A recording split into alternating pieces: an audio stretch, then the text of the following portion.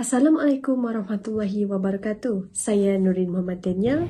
Saya Haryani binti Haryadi. Dan saya Nur Edzatu binti Latiman. Kami dari Kumpulan 1 akan membentangkan tajuk Cabaran Sekularisme Terhadap Masyarakat Islam Kontemporari. Peradaban Islam dikatakan telah mencapai puncak kegemilangan apabila agama Islam tersebar di seluruh dunia. Namun, kewujudan idea falsafah kehidupan dan ideologi-ideologi yang menafikan sistem Islam memerintah ummah seperti ideologi sekularisme, liberalisme sedikit sebanyak mempengaruhi pemikiran umat Islam. Dewasa ini, teknologi maklumat semakin berkembang. Menerusi teknologi maklumat, apa sahaja senang tersebar. Begitu juga dengan ideologi yang bertentangan dengan ajaran agama. Kerana pelbagai maklumat boleh diperoleh dari pelbagai sumber. Ada maklumat yang berguna, namun ada juga maklumat yang boleh memesangkan akidah dan akhlak kita sebagai umat manusia, khususnya umat Islam. Pengaruh psikologi ataupun penjajahan yang melibatkan pemikiran seseorang memberi kesan yang lebih mendalam berbanding penjajahan secara fizikal. Serangan ideologi terhadap pemikiran umat Islam amat membingungkan kerana perkara tersebut boleh menyebabkan umat Islam hanya fokus dengan urusan keduniaan berlandaskan akal fikiran tanpa berpandukan agama. Bahkan, mungkin ada yang akan melakukan perkara yang bertentangan dengan ajaran agama Islam. Situasi ini amat berkait rapat dengan ideologi sekularisme yang merupakan satu fahaman yang memisahkan antara urusan agama dengan urusan keduniaan, serta perlakuan seseorang hanya mengikut akal fikiran tanpa berpandukan agama.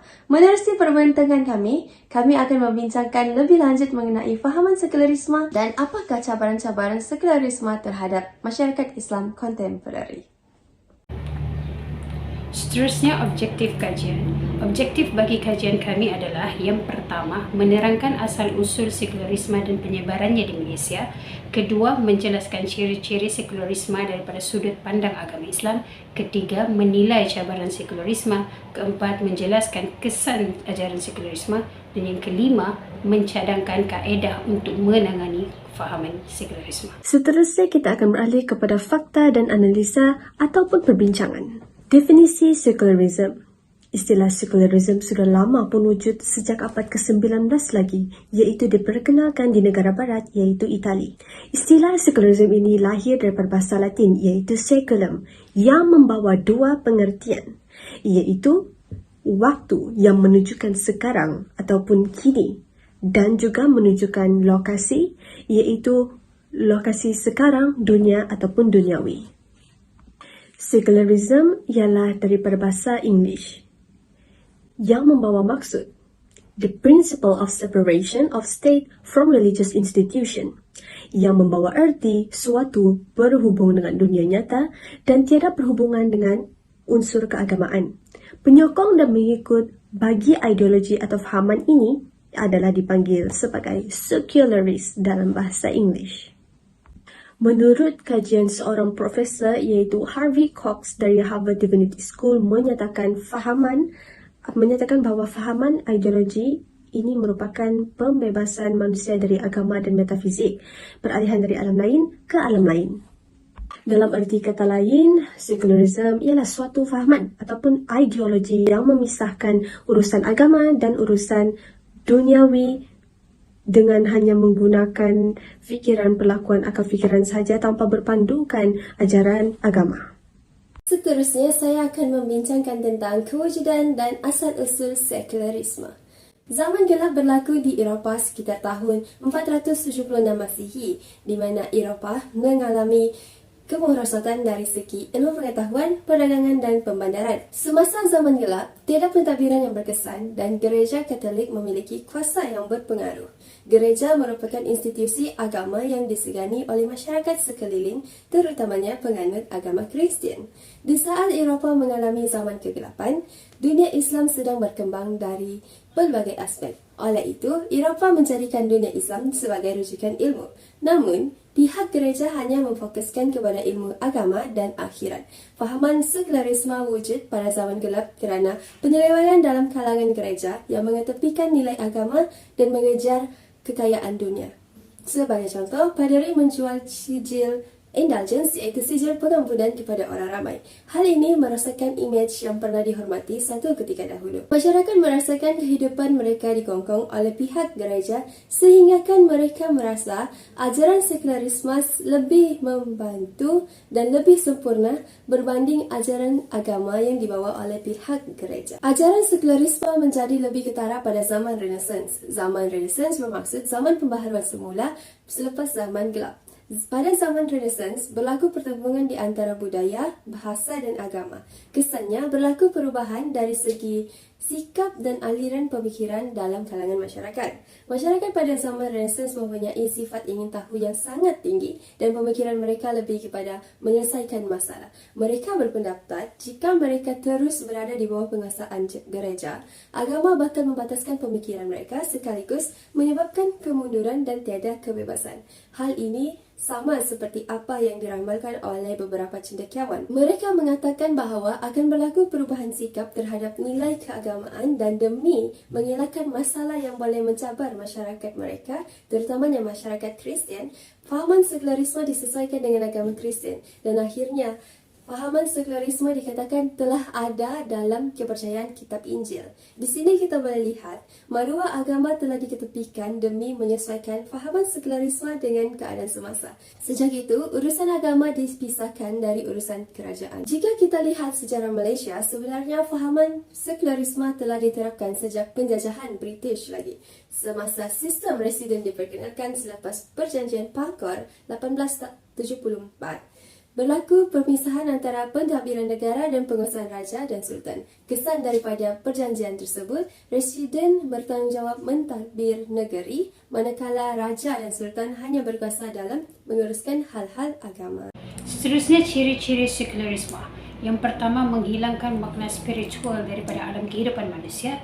Yang kedua, menghilangkan unsur keagamaan dalam bidang politik. Dan yang ketiga, menghapuskan unsur penyucian nilai agama dalam diri. Okey, yang pertama, menghilangkan makna spiritual daripada alam kehidupan manusia, yang mana ia memisahkan alam tabi'i dari hal kerohanian seperti kepercayaan kepada Tuhan. Oleh yang demikian, manusia mengeksploitasi dan memanipulasikan alam dengan sesuka hati tanpa ada rasa ketakutan. Kedua, menghilangkan unsur keagamaan dalam bidang politik, yang mana bidang politik menjadi asas untuk mengekalkan keamanan dan kemakmuran negara.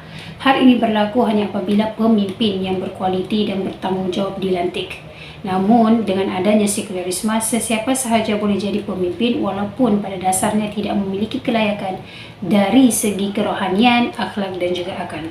Ketiga, menghapuskan unsur penyucian nilai agama daripada minda dan tingkah laku manusia. Minda adalah asas kepada pembentukan sikap dan tingkah laku. Manusia membuat keputusan mengikut akal dan fikiran. Namun, ajaran sekularisme membuat manusia bertindak tanpa berpandukan nilai-nilai agama. Seterusnya, cabaran-cabaran sekularisme kami bahagikan kepada tiga, iaitu dari segi pendidikan, dari segi perundangan dan dari segi media massa dan penulisan. Okey, dari segi pendidikan, kurangnya peluang untuk mempelajari pengajian Islam, yang mana tiada sokongan dan wang bantuan yang diberikan kepada penuntut. Malahan golongan penuntut sekaligus pengajar juga dipandang rendah oleh masyarakat, sehingga mereka dibeza-bezakan dengan yang lain. Pada waktu yang sama, mereka juga tidak diberikan peluang untuk memegang jawatan yang tinggi. Dari segi perundangan pula, undang-undang Islam hanya digunakan semasa urusan berkaitan dengan nikah dan adat sahaja. Hal-hal yang berkaitan dengan urusan pemerintahan negara dan hal-hal jenayah tidak dibenarkan untuk dicampuri oleh undang-undang Islam. Dari segi media massa dan penulisan pula, bagi media massa seperti media sosial ataupun internet, ia dipenuhi dengan hal-hal yang menjurus ke arah kemaksiatan seperti video-video lucah, yang mana ia boleh memberi pengaruh yang buruk kepada manusia. Manakala bagi penulisan, penulis yang mempercayai ajaran sekularisme sering menyebarkan ideologi sekularisme yang mana pada dasarnya ia nyata bertentangan dengan ajaran agama Islam. Seterusnya, kita akan membincangkan mengenai kesan-kesan ajaran sekularisme terhadap masyarakat Islam kontemporari dari segi aspek pemikiran, sosial, ekonomi dan perundangan. Pertama, dari aspek pemikiran. Ideologi fahaman sekularisme ini boleh menyebabkan keraguan dalam menerapkan ajaran agama Islam. Okay, ia boleh mencetuskan seorang Muslim itu untuk mengikut-ikut budaya Barat. Contohnya dari segi pemikiran hukum menutup aurat.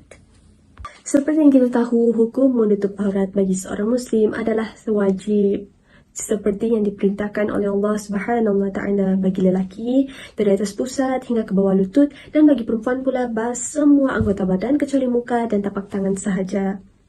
Okey, tetapi apa yang kita lihat pada hari ini, masih banyak lagi yang belum menutupi aurat secara sempurna.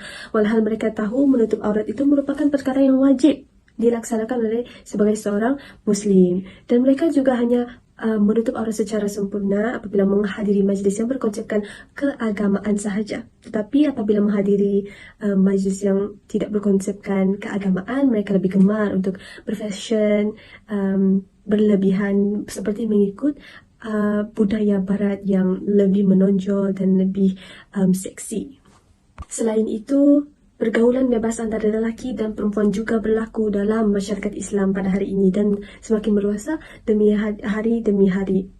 Seperti keluar berdua-duaan, berpegang tangan dan sebagainya lagi. Padahal kita tahu perkara ini merupakan sesuatu yang haram dilakukan oleh seorang Muslim seperti yang diperintahkan oleh Allah Subhanahu Wa Taala. Okay. Aktiviti ini juga sudah dinormalisasikan dalam kalangan masyarakat dan itu merupakan perkara yang normal untuk dilihat. Tetapi bagi setengah masyarakat bahawa apabila contohnya seseorang pasangan yang sudah lama berkenal tetapi mereka sudah mahu melangkah ke alam perkahwinan, mereka tidak digalakkan untuk berjumpa. Mereka digalakkan untuk menjaga pergaulan. Padahal menjaga pergaulan antara lelaki dan perempuan sudah patut diamalkan sejak awal perkenalan lagi, bukan saja pada waktu ingin melangsungkan pernikahan. Maka kita lihat dari situasi seperti ini, terbuktilah bahawa masyarakat hanya beranggapan agama hanya penting dalam beberapa aspek sahaja. Seterusnya, dari segi sosial, pengasingan diri dari kepentingan agama akan menyebabkan kekosongan jiwa dan akan melahirkan pembangunan insan yang tidak seimbang. Akan menyebabkan keruntuhan akhlak seperti tidak mematuhi arahan ibu bapa, berzina, berjudi, melakukan perhubungan yang haram dan sebagainya lagi. Dan bukan itu sahaja, unsur-unsur sekularisme sudah pun kita nampak dan dalam penayangan filem di kaca mata TV di negara kita sendiri. Ya, seperti adegan-adegan bersentuhan dan sebagainya. Ini boleh merosakkan minda akhlak serta akidah seorang Muslim. Dan sesetengah masyarakat beranggapan perkara itu sudahlah normal sebab bagi mereka artis lelaki dan perempuan itu hanya melakukan tugas mereka sebagai seorang artis yang mencari rezeki dan sebagainya. Tetapi kita tahu bahawa adegan yang romantis itu dengan hubungan yang tidak sah adalah haram, adalah perkara yang boleh membawa dosa. Dari segi ekonomi pula, sifat-sifat murni dalam sistem ekonomi Islam yang berpandukan Al-Quran lebih mementingkan ekonomi sejagat, halal haram, keadilan, tanggungjawab tidak diutamakan lagi. Malah sistem kapitalis dan sosialis lebih diutamakan pada hari ini yang menyebabkan ketidakseimbangan dalam pembahagian harta.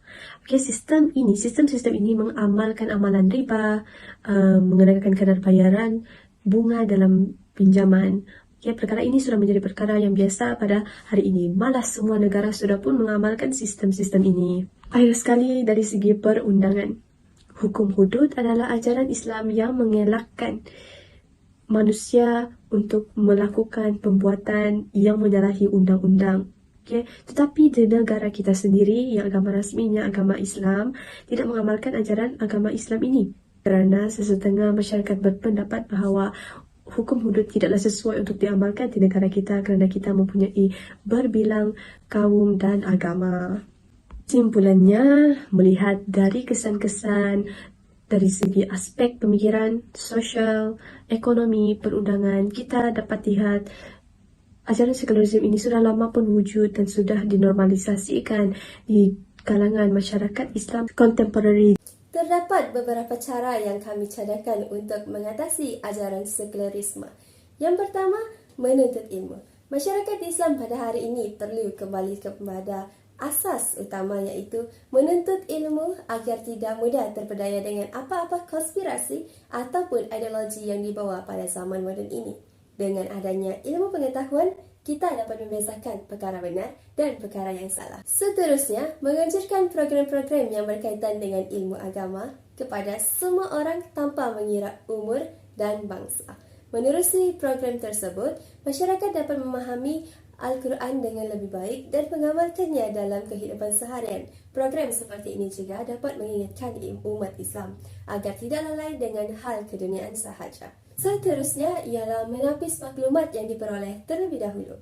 Adakah maklumat yang ditemui merupakan daripada sumber yang sahih dan dipercayai, serta pihak yang bertanggungjawab hendaklah menyekat mana-mana media yang menyebarkan perkara yang boleh menimbulkan kontroversi berkaitan dengan agama, kerana ia boleh merosakkan nilai murni agama itu sendiri. Yang keempat ialah memantapkan dan meningkatkan lagi mutu pendidikan berteraskan Islam. Pendidikan memainkan peranan penting dalam mencorahkan masa depan generasi baru. Oleh itu, jika pendidikan berteraskan Islam diterapkan dalam kalangan generasi baru, mereka akan lebih bersedia mendapati cabaran dan ideologi dari pihak luar. Akhir sekali, memilih pemerintah yang mempunyai latar belakang agama serta bertanggungjawab dalam menjalankan tugas sebagai pemimpin bagi mengatasi sekularisme pada masa kini serta ideologi luar yang boleh mengugat keamanan negara. Sistem pentadbiran hendaklah ditambah baik dengan menerapkan konsep khalifah serta menjadikan sistem pentadbiran Islam seperti yang diamalkan oleh Nabi Muhammad SAW pada satu ketika dahulu sebagai rujukan dalam pemerintahan negara pada masa sekarang.